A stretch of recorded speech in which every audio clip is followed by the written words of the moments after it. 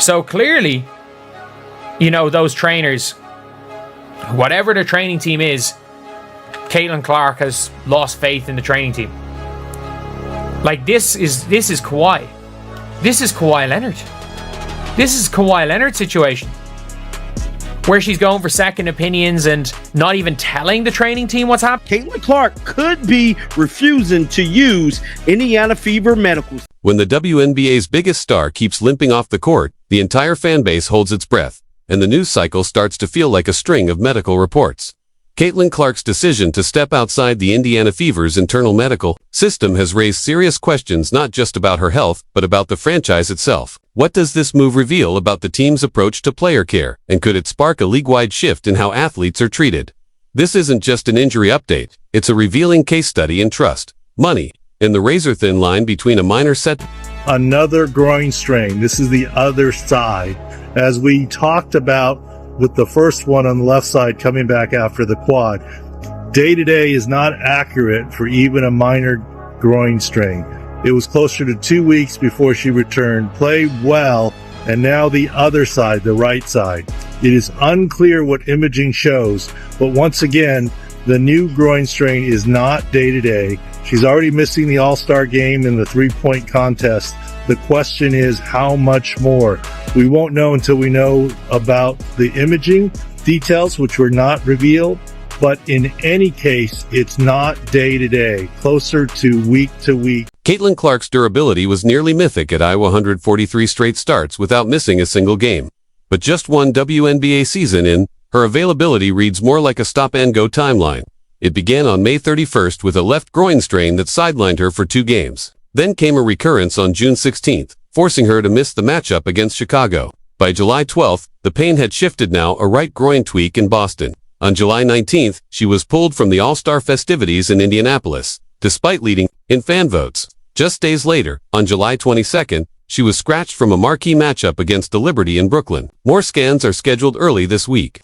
That pattern left, then left again, then right doesn't look like bad luck. It points to a deeper biomechanical issue, which is likely why Clark's camp. So lads, this is not a great look for the Indiana Fever organization. If you've got Caitlin Clark, the star of the Indiana Fever, she's going and seeing whatever about not seeing the Indiana Fever's doctors. Like, it is what it is with that. It is what it is. Like, I think a lot of players and teams get second opinions, but if you haven't seen here, Stephanie White says there's no update on Caitlin Clark or potential timeline. She met with another doctor, but White says she hasn't spoken with the trainers.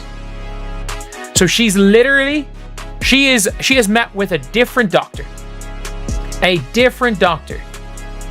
And she won't even give an update to the team. Coach Stephanie White tried to sound calm. We're just going to take it one day at a time. She'll see some doctors early in the week. Notice the wording. Some doctors, not our doctors. That tiny linguistic pivot landed like a megaphone to players. Some doctors is code for a second or third opinion, and it usually surfaces when the first opinion feels incomplete. Well, I haven't seen C since the game last night, but I think she's progressing. I think that we're continuing to address everything that needs to be addressed. She's gonna see some doctors and get some more tests run early in the week. I don't expect her to be available on Tuesday, so we're just going to continue to take it one day at a time and let her get her evaluations early this week, and then once we've done that, hopefully we'll have more of a clear line of what it looks like. According to insiders, Clark's agency, XL Sports, has lined up consultations with 2 top-tier sports medicine specialists, sexperts known for using advanced treatments like ultrasonics, blood flow restriction training, and the increasingly popular hyperbaric oxygen chamber. Stem cell injections have even been discussed. These are therapies that, frankly, most WNBA training facilities aren't equipped to handle in-house. When a rehab plan calls for technology, your franchise doesn't have. Where the she's only going real for second choice is opinions and not even telling the training team what's happening. This is Kawhi Leonard, Kawhi-esque. This is absolutely Kawhi-esque. And by the way, this isn't like a Caitlin Clark has, she hates the Indiana Fever or anything. But she has clearly lost trust in the Fever. There is no trust there between Caitlin. 3 to 4 weeks to be sure she doesn't get injured again, but we're 100% sure she needs, or 2 months. We're not doctors, we have no idea. A groin strain occurs when the adductor muscles tear at their attachment point on the pubic bone muscles that are activated with every plant, pivot, and explosive first step. In other words, everything Caitlin Clark's high-tempo, downhill style demands on nearly 80 possessions a night. The re-injury rate in elite basketball sits around 30%, largely because scar tissue heals unevenly, and a single burst of torque can easily reopen a micro tear. NBA rehab protocols typically unfold in 3 phases. First, controlling inflammation. Second, eccentric loading to strengthen the tissue. And third, sport-specific deceleration drills before returning to play. Skipping or rushing phase 2 is a dangerous gamble in, according to several orthopedic consultants. Clark's accelerated returns suggest that If we get into the middle of August and the Indiana Fever are 4 games below 500, she's not coming back. She's not coming back. If there's no chance of the Indiana Fever getting out of that 7-8 seed slot, like if it turns out that, let's say, the Aces go on a win streak and the Mystics are still solid and they're 4 games off the 8th seed, or the Valkyries are struggling and they're fighting for the 8th seed, and the New York Liberty start going on a run with Emma Messerman and the Lynx, they're not beating either of those teams, and Caitlin's like, why am I going to come back and risk? Here's the blunt math. With Clark on the court, the Fever are 8-5. Without her, they're 4-7. Every game she misses hits the bottom line ticket sales dip. Indy has only sold out twice in her absence. Local TV ratings drop, and merchandise momentum slows. Her No. 22 jersey still outsells the next 4 WNBA jerseys combined. But in today's era of brand equity, one fully healthy superstar tomorrow is worth more than 2 running at half speed today. That's why the Fever's front office reportedly with a nudge from the league. Office is open to approving an outside recovery plan, even if it means more missed games. Behind closed doors, ownership sees it as asset protection. After all, you don't drive a Ferrari with the check engine light on just because people paid to see it fly. One of the big things of Kawhi Leonard was that while he was getting a second opinion, Tony Parker, who is like a big-time relevant player in the history of the Spurs organization, Tony Parker came out to the media and said that he was suffering from a worse injury than what Kawhi had, and he came back and played, basically saying that Kawhi Leonard should be playing. So I don't think that is something that's going to be happening. I think it's very, very different with that, because no Indiana Fever players have come out and told Caitlin Clark she should be playing. Look at how the NBA changed when Kawhi Leonard clashed with Spurs doctors in 2018. He pursued private imaging, then forced a trade. Kevin Durant now oversees his own performance staff in Los Angeles. LeBron James reportedly spends over $1.5 million annually on his body. The message is clear. Stars who manage their health often manage their narrative and their next contract. Caitlin Clark represents that same shift for the WNBA. If the league's biggest draw can demand elite care, other players will follow, pushing franchises to evolve beyond a single athletic trainer and part-time orthopedist toward full-scale performance departments, staffed with data scientists and soft tissue specialists.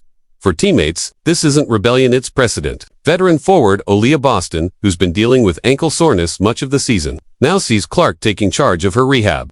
That signals to every Fever player that seeking outside expertise isn't just allowed, it might be smart. Yes, it challenges the traditional trainer-coach-player hierarchy, but it also empowers athletes to prioritize long-term health over short-term availability. Sources say Coach White addressed the issue in a closed-door meeting, urging openness. Her message: if you want another opinion, let us know. We'll facilitate, not fight. That stance could preserve locker room chemistry before rumors start to unravel it. There's a good chance that the Indiana Fever lose in the first round of the playoffs, even if Caitlin Clark's healthy. I don't think the Indiana Fever are going to beat the Liberty, and the Indiana Fever are going to beat the Lynx.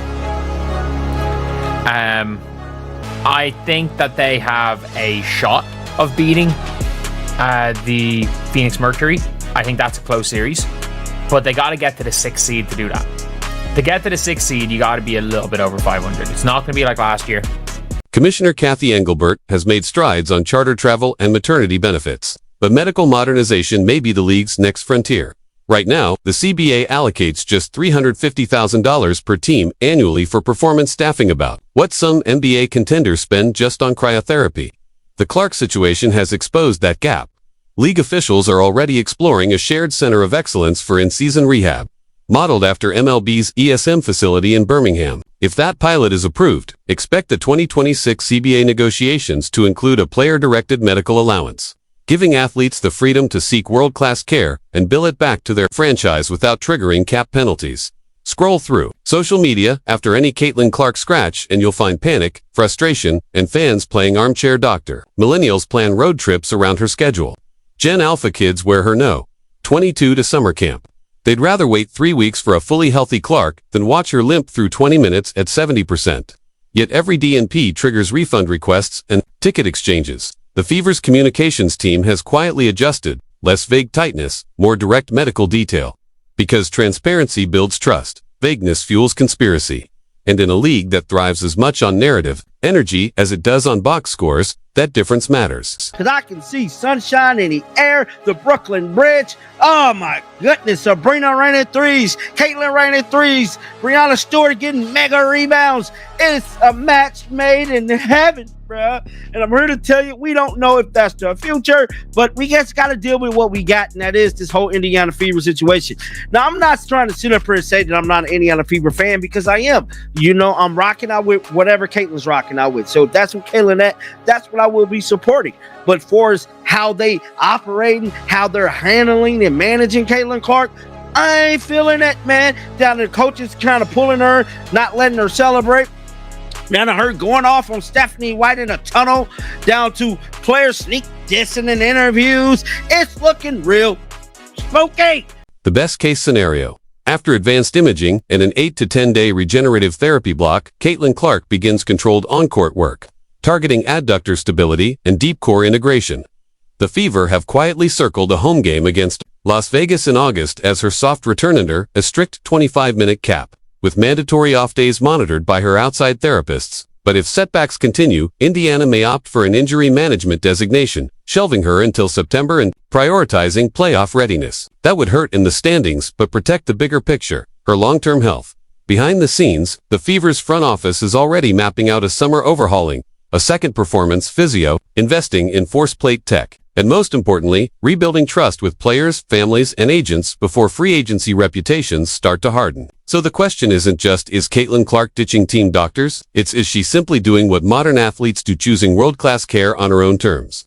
Either way, the message is loud and clear. The WNBA's medical bar just got raised, and every franchise will now be measured against it. For Indiana, this is an inflection point. Upgrade your infrastructure or risk being remembered as the team that couldn't protect lightning in a bottle. For fans, patience now could mean highlight reels later. And for Clark herself, each careful step away from Bankers Life Fieldhouse might just be the one that carries her prime into the 2030s. Got thoughts on player autonomy? Drop them in the comments. Smash that subscribe button. We're tracking every milestone on Clark's road back to full throttle.